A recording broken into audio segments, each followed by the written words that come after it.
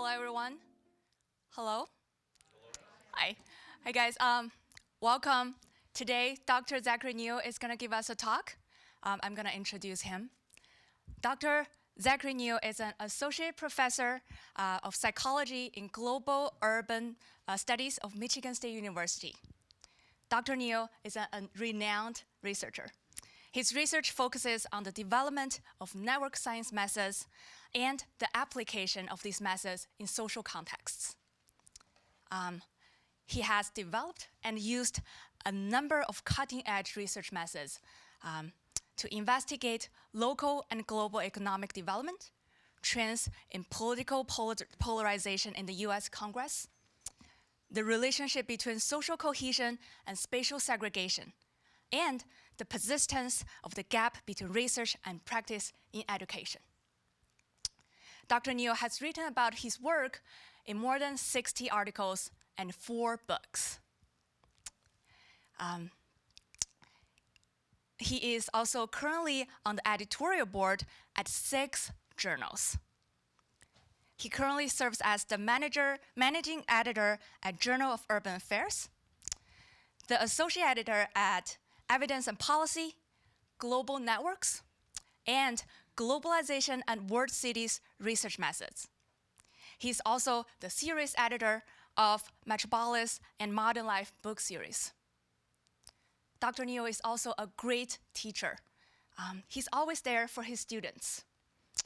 Dr. New is incredibly busy, but he's always responsive to his students. He would also go out of his way to help his students. If you took his class and in 2 years you want to get your class paper published, he's there to help. I heard that one of our colleagues here in the Department of Communication, who is already trying to get his paper from Dr. New's class out for publication. Now, without further ado, let's welcome Dr. Zach New. Thank you, Shay, for that very nice introduction. Thank you so much for the invitation to speak today. I'm really excited to be here and talk about some of my work on political polarization. It seems like people are interested in that these days. It's sort of on people's minds. So like Shay mentioned, I'm in the Department of Psychology here at Michigan State, but come at this from a fairly interdisciplinary background, so you'll see quite a few different fields pop up. My own background is in sociology. I dabble a bit in geography, in network science. I'll come around to psychology, so I think we'll probably wind up covering quite a bit of ground today. But just by way of introduction, to give you an overview of the kinds of things that I want to talk about, I'll start with a really quick 60-second video that I put together almost a year ago now that gives sort of an overview of what I have in mind by polarization. And then I'll really dig into, my interest is in how we measure this sort of thing. How do we measure polarization? And specifically, how do we measure and find people's political friends and enemies, their allies and their opposition? We are frequently told that American politics are polarized. On the right, Republicans work together with other Republicans. And on the left, Democrats work with other Democrats. But Republicans and Democrats don't usually work with each other.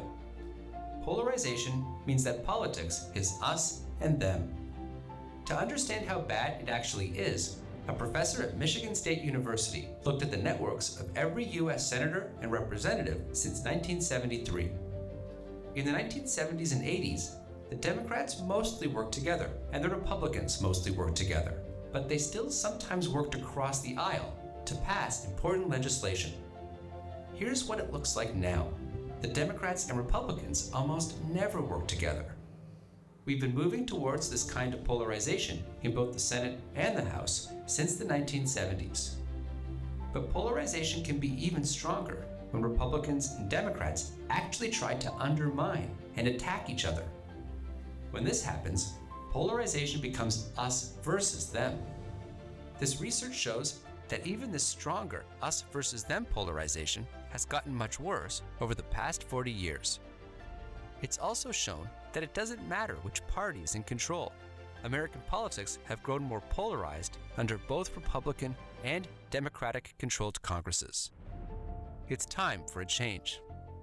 To learn more about this research, check it out online. So, hopefully you're not shocked to find out that there's political polarization. Hopefully you came into the room knowing that much. Where I come into this problem is how do we measure it? How do we know what polarization looks like? And to be able to answer that question, we need to be able to measure the social networks, the collaboration networks among politicians. Now, this is a problem because social networks are difficult to measure for a wide variety of reasons. So the first problem is people have lots of better things to do than fill out our social network surveys, which tend to be long and tedious.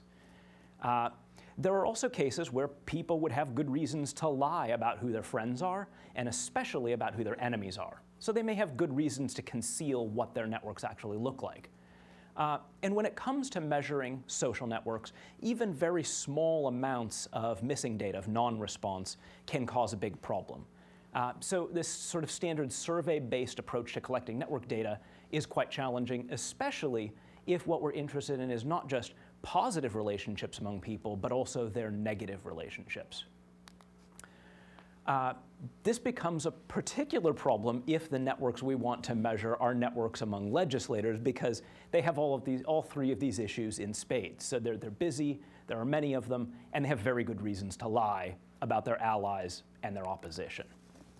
So in most of the talk today, I'd like to think about how we can measure these sorts of social relationships among the political elite in a specific context. So I'll be talking about the 115th US House of Representatives as an example. So the first House of Representatives under the Trump administration. So there are 435 representatives, but in these data, what I'll be talking about, there are actually 448 that served at some point over the 115th session. And over that session, they introduced a little more than 7,000 bills. So what I want to ask is, can we use information about the 7,000 or so odd bills that 448 legislators sponsored to understand their patterns of collaboration and opposition? So just to refresh your memory from elementary school civics, the process in the US House. So a bill gets written. Somebody introduces it to the floor. The first author of the bill is the bill's sponsor. Other legislators who like the bill can sign on, say, I agree, I support. They become co-sponsors. That's about as far as I get into this process. The rest of it, we have a bill, the magic of democracy unfolds, it becomes a law, sometimes, usually not. Usually it gets killed in committee. But in this talk, I'm really focused on this process of introducing bills and legislators joining as sponsors and co-sponsors, expressing their support or withholding their support from bills. So I'll start with the most common way that this gets dealt with in the political science literature and in the network science literature. So it's an approach called bipartite projection. So researchers typically start with what we'd call bipartite data. So it looks sort of like this. So this is an example that includes just two Democrats in the House. So Representative Blumenauer and Representative Jackson Lee. And I've just shown two of the bills that were introduced during that session. So when we organize the data like this, we give it a 1 if the representatives sponsored the bill, and a 0 if they didn't. And so you can imagine we've got all 448 legislators, all 7,000 or so odd bills, so a huge matrix of zeros and ones. So in this case, House Bill 1 was the incredibly popular Trump tax cuts of 2017, the mechanism by which we make America great again. And House Bill 1235 was the Naismith Memorial Basketball Hall of Fame Commemorative Coin Act, which I'm sure you're all familiar with also. So you can just hold those two in your mind. And the two example legislators I'll just use, I picked them because they're definitely the best at accessorizing in the 115th House. We've got Representative Blumenauer, a Democrat from Oregon, Jackson Lee, a Democrat from Texas. And the question we want to answer is, what kind of political relationship do these two have? What can we say about their political relationship based on what we know about their patterns of sponsoring or not sponsoring these 7,000 bills. So the standard solution is to conduct what in the network science literature would be called a projection. So we take this huge matrix of ones and zeros, we flip it on its side, and we multiply those two together. And what it gives us is this new type of matrix that just counts how many times did each pair of legislators both sponsor the same bill. So in this case, what we see is in the 115th session, Blumenauer and Jackson-Lee both sponsored 242 of the same bills. So they agreed with each other on which bills they wanted to push through the process 242 times. And that's usually where the process stops. Voila, we've got a network.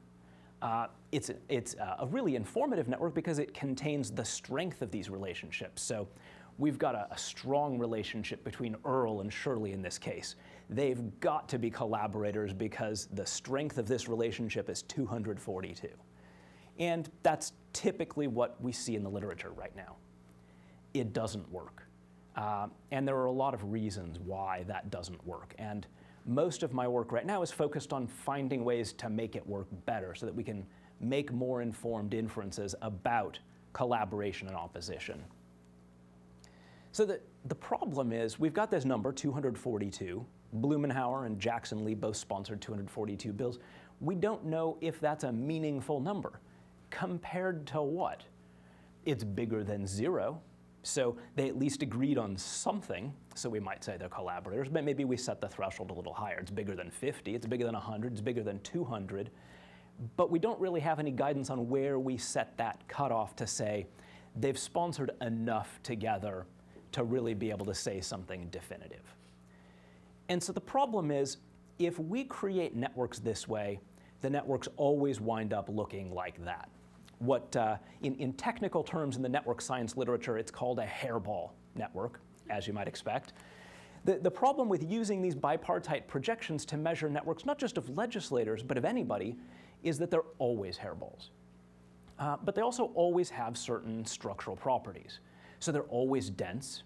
It always makes people look like they're all connected to one another. They're always clustered. So this is the 115th House. It makes it look like the Republicans, the red dots, the Democrats, the blue dots, are just one cohesive, big, happy family. Surprise, they're not in the 150. They haven't been one big, happy family for quite some time. So we know this is wrong. It'll always make it look like it contains groups. It'll always look like it has properties of transitivity. In short, networks that we produce using this standard process are always useless. They don't contain much information. So we can ask, what's the problem with it? What would we need to fix about this process to make it more informative? And the problem with this approach is that it ignores some key features about the way the legislative process works. It ignores important pieces of information we have about both the legislators and the bills they were sponsoring.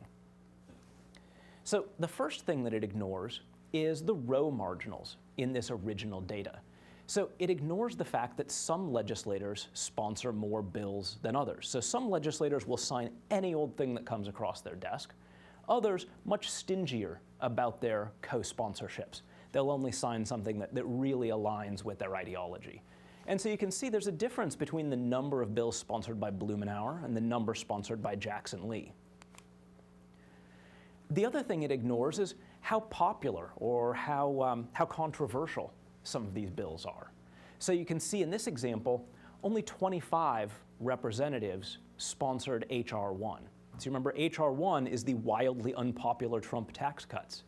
Now, in contrast, 292 sponsored H.R. 1235, the commemorative basketball coin act. Nobody cared. There was no political cost to co-sponsoring it. And we need to take this information into account. Knowing that 2 people agreed to issue a basketball commemorative coin tells us almost nothing about where they stand on the issues. Knowing 2 people signed on to the Trump tax cuts tells us a lot about where they stand on the issues. And this standard process just ignores all of that information.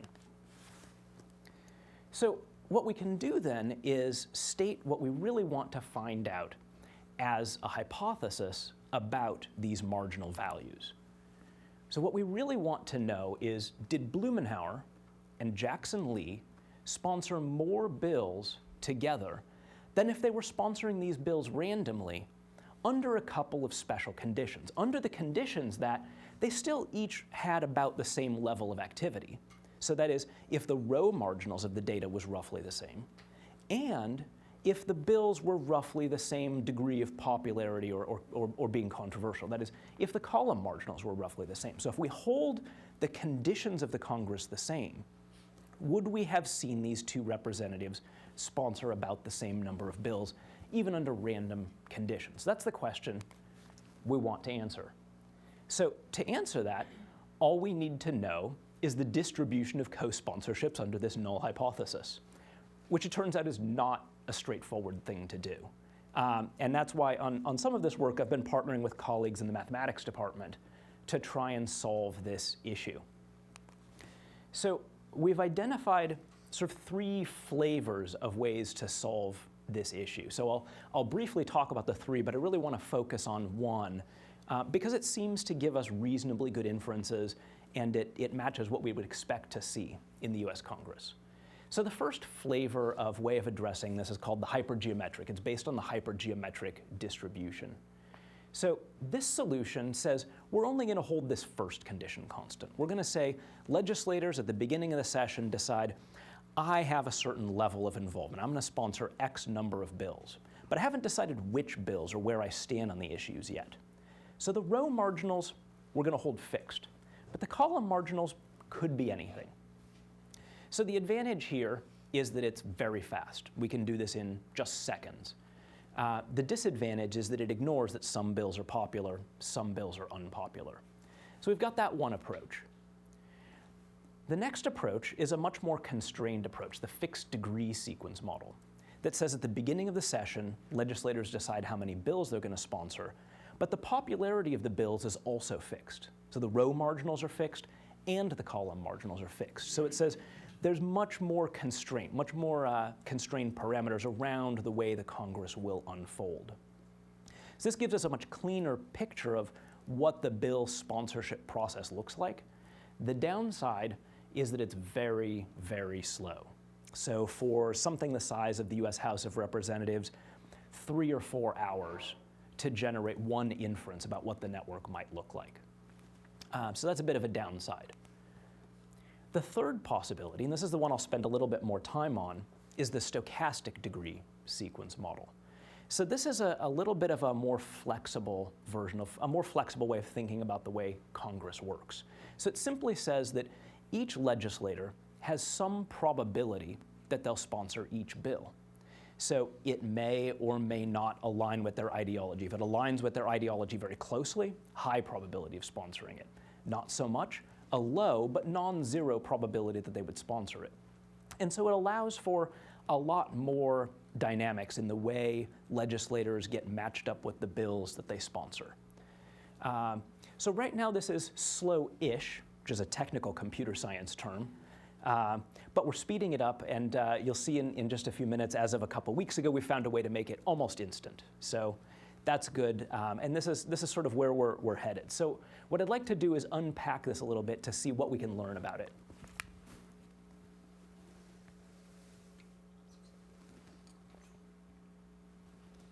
So this approach, SDSM, has a couple different steps. It's, if we write them all down, it looks mathematically complicated. If we walk through them step by step, it's actually really quite simple, which I like. So the first step when we're trying to make inferences about these networks is we estimate completely ordinary logistic regression. Off-the-shelf logistic regression. The outcome of the logistic regression is whether a legislator sponsored a particular bill. So for example, whether Blumenauer sponsored H.R. 1. And it has 3 independent variables. How many bills Blumenauer sponsored altogether, so that row marginal. How many people sponsored H.R. 1, so the column marginal, and their interaction. And so we do this for the entire matrix. We're predicting the probability that each legislator will sponsor each bill. So in this case, we ask the probability that Blumenauer sponsored H.R. 1 at random depends on how many bills he sponsored in total, how many people liked H.R. 1 and their product. So once we do that, we get a new matrix that gives us the probabilities that legislators would sponsor each of these bills at random. But knowing that Blumenauer has a certain number he's likely to sponsor, and there's certain types of bills, and knowing that H.R. 1 is going to be relatively unpopular, but the basketball commemorative coin, relatively popular. And so we can see that in the probabilities. So it's almost certain that both Blumenauer and Jackson Lee are going to say yes to the basketball coin thing. And it's very unlikely that either one of them will agree with the Trump tax cuts. But it's not zero. It could happen. So in this case, we'd predict that if Blumenauer was just signing things randomly that came across his desk, 11% chance that he would sponsor the Trump tax cut bill. So next we go to a simulation stage. So we use those probabilities and we say, well, what might this whole set of sponsorships look like if it really did unfold at random? So if the legislators did just sponsor the bills according to these probabilities. So 11% of the time, Blumenauer really did sign the Trump tax cut. And so we create a new bipartite matrix, a new set of who sponsored what based on these probabilities. And so in this example, it's very similar to before, except in this alternate reality, Blumenauer, a Democrat, co-sponsored a Republican tax cut bill. Implausible, but we know it's not impossible. It could have happened. And so we see a couple other things have changed. So we see in this fictitious simulated world, Blumenauer sponsored a couple fewer bills. So in reality, he sponsored 718, but in this simulated world, 710. We also see that H.R. 1 was sponsored by a few more. In reality, it was 25. In this simulated version, 27. So this gives us a picture of what the world could have looked like in Congress if these legislators were simply randomly sponsoring bills as they came across the desk. So now we've got some random simulated world of who sponsored what. And we can make a new projection. We can ask, what would the network of legislators have looked like in that random world? Using the same process that I talked about before. And so under these random conditions, we see that Blumenauer and Jackson Lee co-sponsored fewer bills than we know they actually did in reality. So in reality, they sponsored 242 together. But in this random simulated world, they only sponsored 240. So it starts to give us a little bit of information about what the world could have looked like if Congress had played out differently, although with some constraints on the parameters of how many bills people sponsor and how popular they are and things like that. So this is the slow part then. We do this over and over and over again, 10,000 times in this case, to start to build up a distribution of how often would we expect Blumenauer and Jackson Lee to have sponsored 100 bills, 101, 102, if it were true that they were just sponsoring bills randomly. And so we get these distributions. So what we might say, using sort of conventional null hypothesis language, we can say under the null hypothesis that Blumenauer and Jackson Lee just pick bills at random, we'd expect that they would sponsor together about 260 bills, give or take maybe 10. So it's a fairly tight distribution. So this is the revision that we've just come to. So I've talked about the SDSM as a relatively slow thing where we have to do this over and over. But my mathematician friends have just discovered, and I think I understand the logic behind it now, that this is also a parametric distribution, and we can do this instantly without having to do resampling and simulation. So this will be quite quick relatively soon also. It's actually an instance of the Poisson binomial distribution, which I've not heard of before, but it is an example of that. So now that we've got this distribution, like we would for any kind of statistical test, we can make an inference. So we've observed that Blumenauer and Jackson Lee actually sponsored 242 bills together. We know that's how many they sponsored. It doesn't sound that impressive anymore, because even if they were sponsoring bills at random, we would have expected that it'd be bigger than that. And so we start to question our initial reasoning that 242, that's kind of a big number, they must be collaborators, may in fact not have been the right decision to make. In fact, it's highly unlikely that they would have sponsored so few. 242 is actually, when we think about the frame of reference, a strikingly small number for two fairly extreme Democrats. And so now we start to question, maybe they're not collaborators, maybe they're actually on opposing sides, which gives us a very different picture than we would have gotten if we had just used the standard projection, the standard technique that exists out there in the literature. So all of this sounds relatively cumbersome. I certainly wouldn't expect anyone to follow the steps that I've gone through in the slides. So we've put together an R package to help people use this. It's only been out about 4 weeks now. But just wanted to mention it because it's designed to really automate this and make it as easy as possible. Because I'll mention briefly toward the end of the talk, there are a lot of ways to do this sort of analysis badly. And it's been done badly for so long that it's easy to point to published articles that have done it badly and say, well, I'm going to do it this way because they did it that way. Even though it's wrong, it's in the literature. And that's not a great approach. So I want to make it as easy as possible to try some of these newer approaches. So the backbone package, now available in R, relatively easy to install and attach. And really to do all of what I've just described just takes 2 lines of code. So 1 line of code to generate the distributions. So we get a distribution for every pair of legislators. So we'll get a distribution for Jackson, Lee, and Blumenauer, but another distribution for Jackson, Lee, and somebody else. So it generates all these distributions. And then we can tell it, give me the network at a specific alpha level. So I want to see the relationships that are statistically significantly strong at alpha of 0.05 or 0.1 or whatever you like. So at this point, mostly talked about the method. This is where you would ask, why would we care? What good is this? What can we really do with it? So I wanted to talk about a couple of the applications.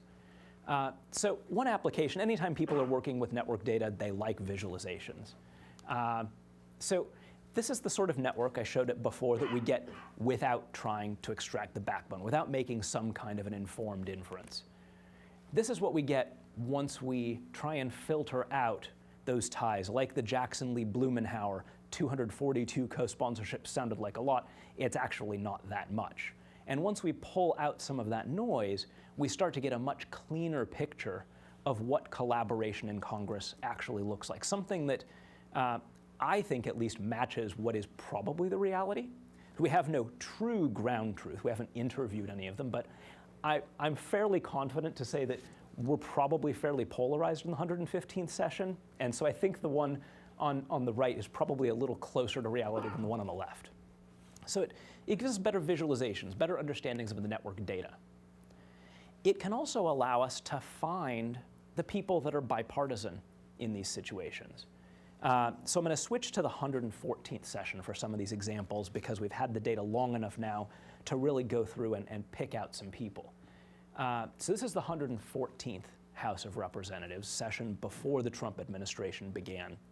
And we can use these data to find the bipartisans and ask what happens to bipartisans in conditions of extreme polarization. So we see here Representative Labiondo, Republican from New Jersey. He retired at the end of the 114th. Here's Brad Ashford, Democrat from Nebraska, was defeated. Here's Bob Dole, Republican from Illinois, also defeated. Gibson, Republican from New York, he retired. So you're seeing a pattern.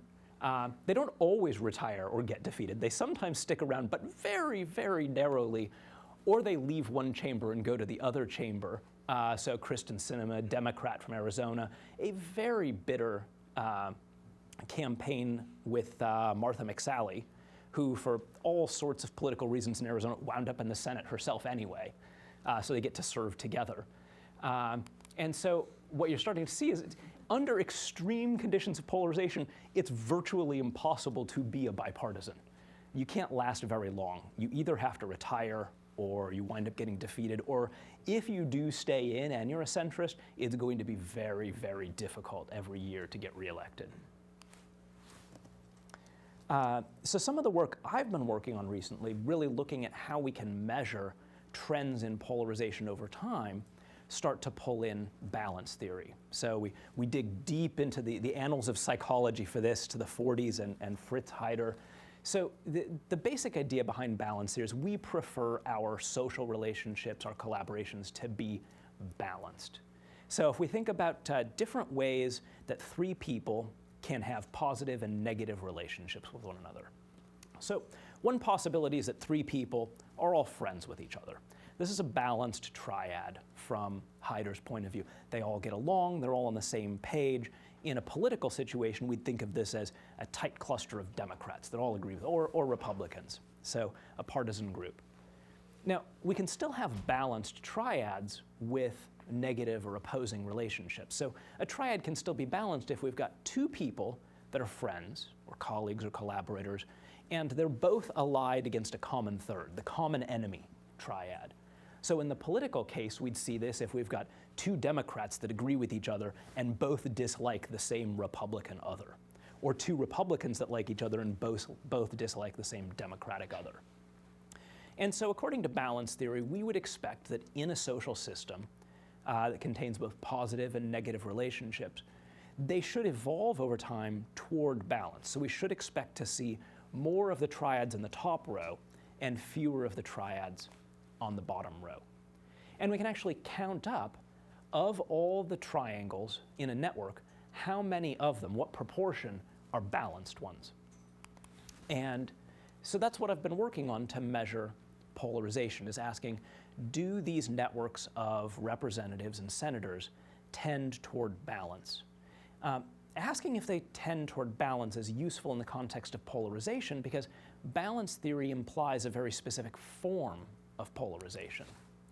So if we draw the version of balance theory from graph theory, from the field of mathematics, we get this described in one way. So if a network is balanced, it means that we can separate the network into two groups, so that within the group, all the ties are positive, and between the groups, all the ties are negative. This is what we'd call fairly extreme polarization. So we know this from the mathematical version of balance theory. But we get the same sort of thing from social psychology and the intergroup relations literature. So we see a fairly large literature on intergroup relations where we certainly see in-group biases, tendencies towards in-group others, but it's relatively difficult to experimentally replicate out-group derogation. What we're finding, though, is that although it's difficult to replicate experimentally, we definitely see traces of that among political elites. We can see not just the in-group cohesion, the positive ties among members of the same party, we also see evidence of negative ties primarily among legislators belonging to different parties. And so that's what I've got here, is the amount of balance in the House and in the Senate, here going back to 1979. And in both cases, it's a relatively steady increase toward more balanced networks. And more balanced networks, you remember, means we've got two groups, all positive, all collaborative relationships in the group, and only negative relationships between. So we're getting closer to this very extreme form of polarization. So here's what that looked like, and these were some of the pictures from the video at the beginning. You can see what the House of Representatives looks like in the late 70s, early 80s. There was some bipartisanship. It wasn't nearly as polarized as balanced. You see the little cloud of blue with the big red cluster down at the bottom. These are the Southern Democrats that were really just Republicans who had a D next to their name. And then you have the Northeastern Democrats. That has completely evaporated. And the blue and the red are not just more tightly clustered, but there's almost no overlap between them. They're quite separated. We see exactly the same thing in the Senate. A little sparser networks because we've only got 100 people here. But you can see back in the 70s, early 80s, the blue and the red were much more mixed. It was a much cloudier, sort of messier organization.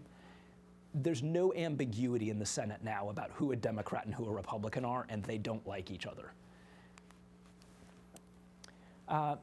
So just wrapping up, bringing all of this together, one of the take-home messages is that these raw bipartite projections, the the standard method of approaching this in the political science and the network science literature doesn't work. Raw bipartite projections don't even approximately give us a network. The problem is that they are distorted. They give us these hairball networks that are dense, they're clustered, they're artificial. And we know they do that because they're ignoring information to make a decision about when the edges matter, when the relationships are strong enough to say, yeah, they're collaborating, or no, they're not.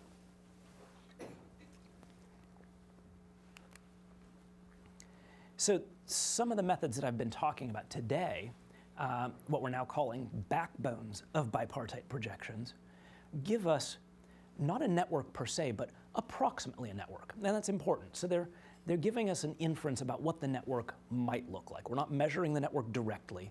We're making some inferences, in this case, from the patterns of bill sponsorship. So it gives us a statistical method for deciding when these relationships are strong enough.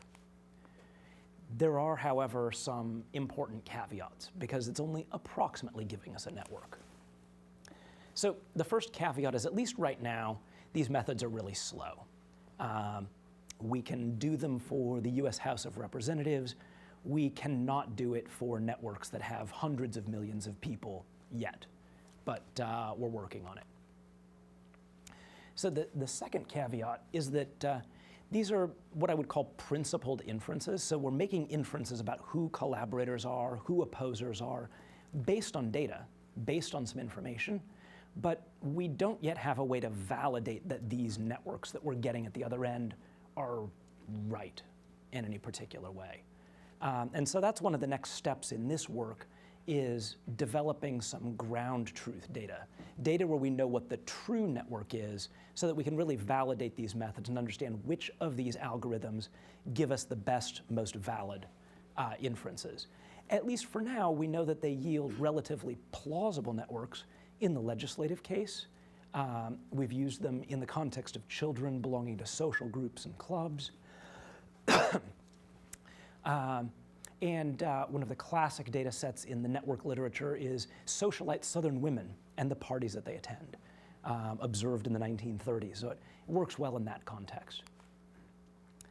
But the final caveat, and I think this is probably the most important caveat, is that although we can apply this to absolutely any 0 and 1 data you come up with, unless there's a theory paired with it, it will give you complete garbage.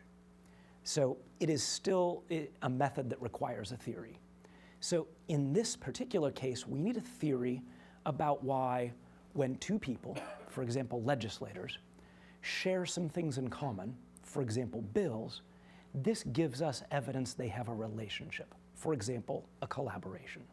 We need some theory, some sort of story about why sharing things in common tells us that people have a relationship. Now you might ask yourself, well, of course we do. Would anyone not have that? So you may have heard about a replication problem that psychology has.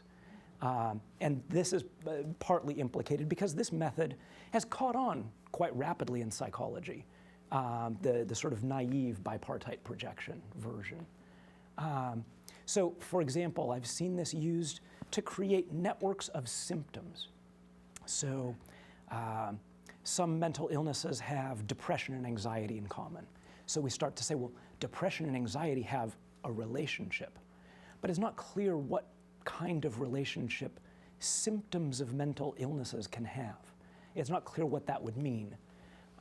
And so others have started questioning whether applying these sorts of techniques to non-people really makes sense in the absence of a theory. There are also cases where the nodes are not symptoms, but beliefs, ideas. So for example, political belief networks. So I think X and I think Y, you also think X and Y, and so we're somehow related because we think X and Y together. These also cause problems for networks. They tend not to work because there's a lack of an underlying theory about how us thinking similar things makes us related. We may never have met. We may live on different continents. So the fact that we think similar things may not be enough. There's not a solid theory for why we would have a relationship. And so the field of psychology is also moving toward thinking about better ways of making these inferences. So I'm seeing this as a problem with solutions that are emerging in quite a few disciplines, and that's really where I'm seeing some of this work plug in, where I enter particularly on the angle of using it to think about political polarization. So it sounds like my voice is almost gone. So I'll stop there. I want to thank Bruce Sagan and Rachel Domagowski over in MSU Mathematics, who have been instrumental in this project, and Simin Aref in Germany also been helping this, and the NSF for paying for all of it, always helpful. All of the networks that we've extracted from these legislators are available on Figshare. So if you're looking for lots and lots of network data, every year since 1973, House and Senate, go at it.